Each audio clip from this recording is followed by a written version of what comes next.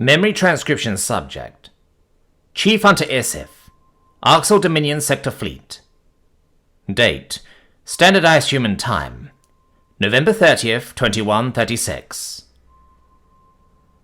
My shuttle descended on our spy station, piloted by automatic landing functions.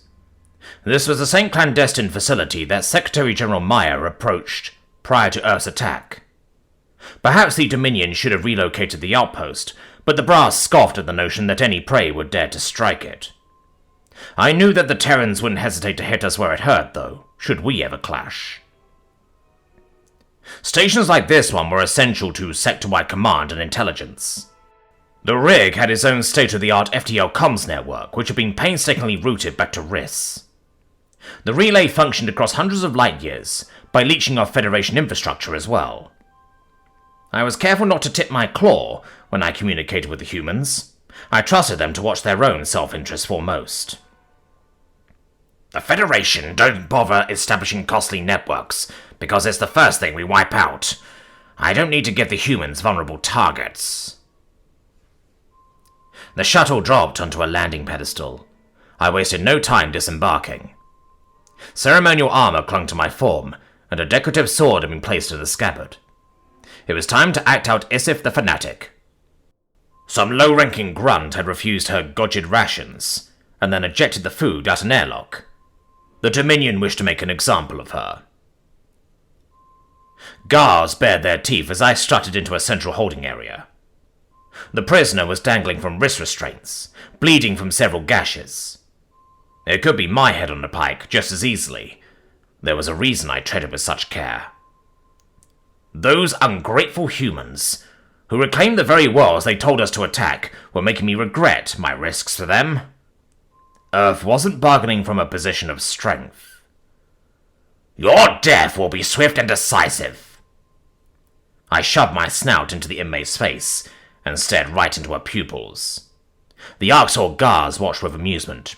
Live like prey and die like prey. I scanned my form into the virtual interface and watched as several holograms popped up around me. Chief Hunter Shaza was a welcome attendee, since I needed to stop her from reclaiming Silis the orbital way. There were plentiful examples of conquest in human history. However, the UN's lack of slavery and brutality led me to conclude this was different. Terran mercy had gone haywire at the worst time. The prophet descendant of the Betterment Office, Gizno, was presiding over the trial. I branded myself as one of the true believers, and earned his favor among chief hunters. There was a reason I was assigned to the juiciest sector, with weak targets like Venlo and Ceruleans. The question was if he suspected my treasonous intent with how fervently I defended Earth. Human carelessness was jeopardizing my zealous persona. Chief Hunter Scifi, raise your condemnation for your empire, Gizno stated. Begin when you are ready. My pupil scanned the battered prisoner. What is our birthright, Hello Prophet? Arxur stand atop the food chain, and the animals populating other worlds exist to suit our whims. The accused mocks our very existence. There was no option to show mercy to her. Betterment has eyes and ears everywhere. They'd question me not seeking the death penalty. She, whose name has been revoked for treason, disgraces this military. Food is a precious commodity, due to the Federation's butchery of our cattle, I continued.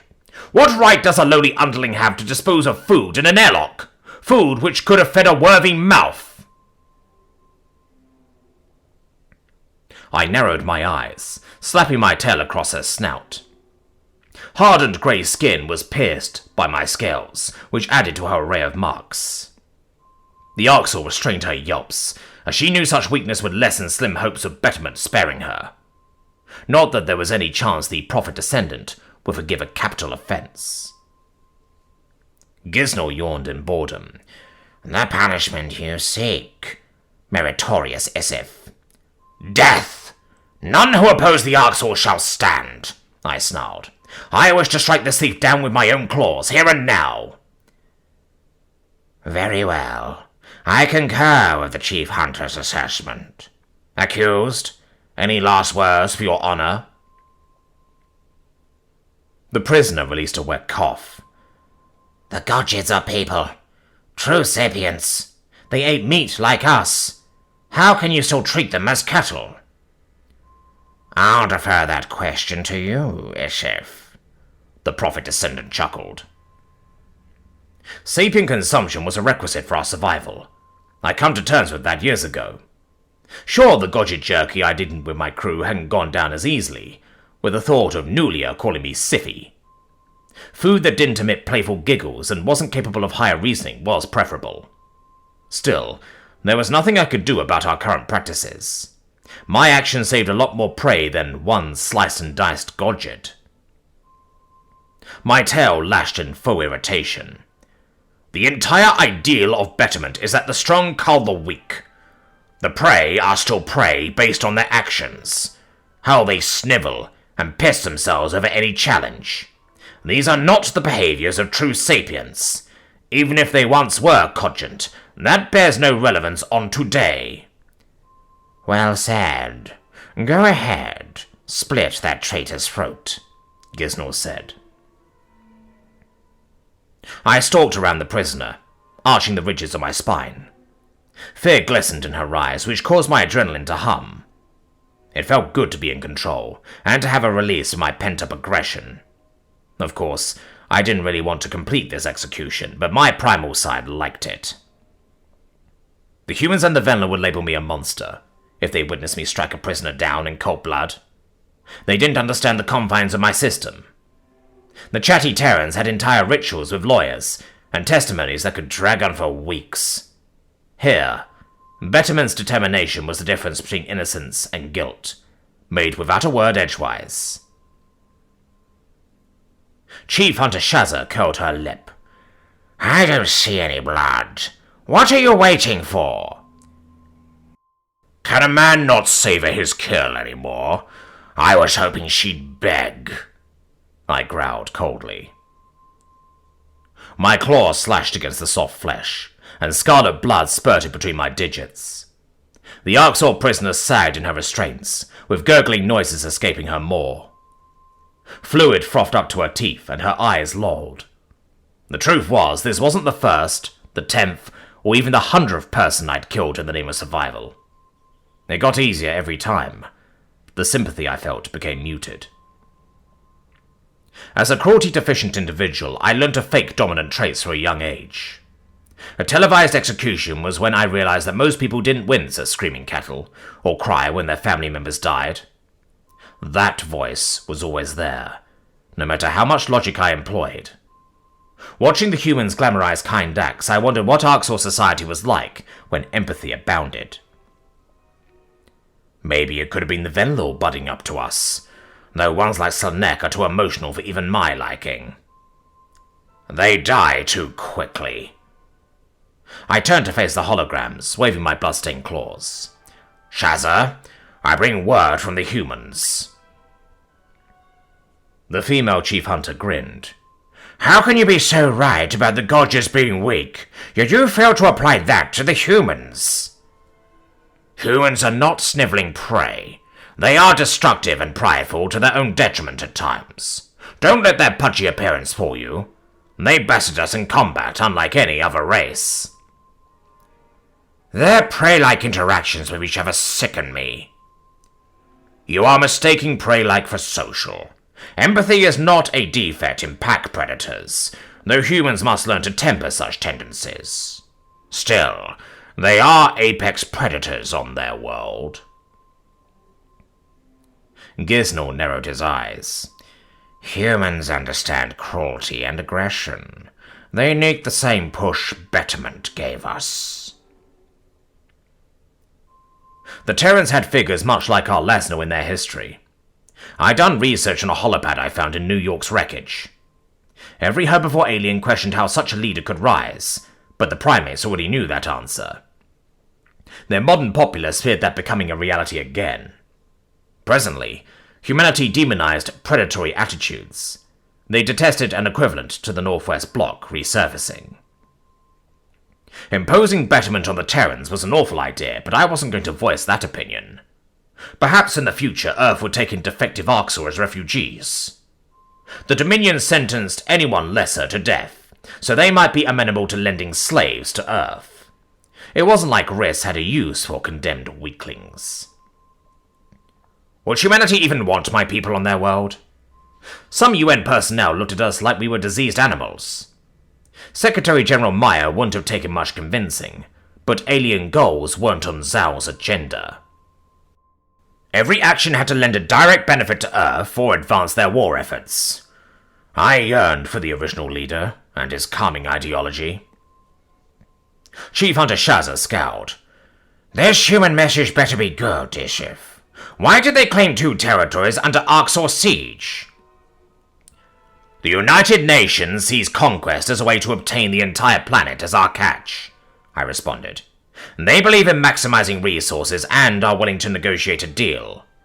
Human interference was meant as aid. Aid? Terran commanders messaged my ships demanding that we back off. Their claim of Silis, then Fall, was a bold-faced attempt to swipe our prize. I agree with Shaza. Humans are proving ungrateful despite how Isif saved their Earth. Giznall's fangs protruded with disdain. We attacked those worlds to enact their vengeance, while their own military floundered. We shouldn't negotiate for what is ours already. Of course, your savageness. Humanity were tactless, I agreed hastily. Going all on their army seems unwise, though. Predators must stay united until the Federation is eradicated. Shaza snorted. Ah, yes. The Federation that humanity is pulling their alliance members from? Pets, not allies. If you're tricked by lies tailored for prey... The female Arxur stiffened with indignation, and her holographic tail blurred with motion. The Prophet descendant scrutinized us both closely, spending an extra second on me. Perhaps I painted myself too much in Earth's camp. A proper chief hunter should want to bash the human's nose in. Humility wouldn't be the worst thing to teach them, regardless. I want Fal and Silis in our control by the end of the week. I don't care how you do it, Shaza. You and Isif settle that part among yourselves, Gizhnall decided. Shaza's eyes gleamed with triumph. Yes, Great One, as you wish. It will be settled. I am fully committed to our glory, I managed. The chief hunter tossed her head in gloating, as Gizhnall left the holopack call. The prisoner body sat at my feet throughout this exchange, which I hoped bolstered my tough exterior. Shaza had near full autonomy over her sector, except for the rare case of Betterman's direct orders. People of our rank merely filed reports, and had thousands of ships to do their bidding. Human generals were chained by comparison, with more oversight and rules to adhere to. I understood what they meant by war crimes now, though I couldn't believe my eyes. What value was artwork in the middle of combat? Why wouldn't an army take out medics that were limiting enemy casualties? It was a miracle that Zhao hadn't elected to shed this softness. But I suppose their docility was why I believed they could pioneer a better future. Perhaps I could take another crack at the United Nations, or persuade Shaza of their value to our cause. Pride was important to an Arxur's culture, especially given how concessions would be framed. The long-term value of social allies needed to be put in a way a brute could understand. Hear me out, Shaza. I will explain to you why tolerating humans benefits our cause, despite their irritating emotions, I growled. Every good hunter should have the facts before drafting a plan. The chief hunter swished her tail. I've had enough talking for today. There's only so much social blabbering one can take. Of course, this discourse has dragged on too long. My patience is also tested, I lied. Opposing opinions are grating, and solitude would be welcome. Just one more thing. What is it? We need to have this conversation in person. Your attack may be detrimental to the Dominion's long-term success. Allow me to present the military pros and cons at a location of your choice. The decision will be yours. Shaza presented her fangs in a warning gesture, though the details were grainy in the hologram. I responded by dropping into a hunting crouch. Cowering before a threat was admitting defeat. The humans were the only way I saw the war ending, and leaving us with a non-sapient meat supply. As idiotic as the leaf lickers could be, I couldn't allow our tensions to escalate. I respect an elderly, veteran general enough to entertain your speech. A snicker shook her sides. Stop by the cloaked farm habitat just inside my sector. It's a day's travel from your post. You can have a tour of a modern operation.